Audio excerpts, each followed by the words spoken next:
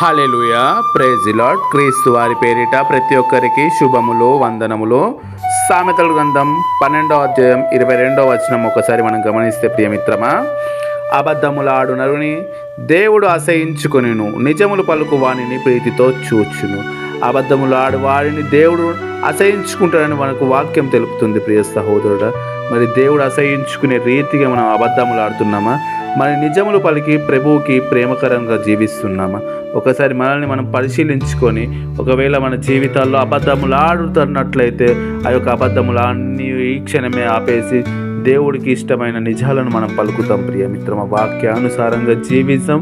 వాక్యం ఎంత నిజమనేసి మనం నమ్ముతున్నామో మన యొక్క పలుకులు కూడా అంతే నిజమనేసి పరులు నమ్మేలా మనం ప్రవర్తించాలి. ప్రియ సహోదరుడా.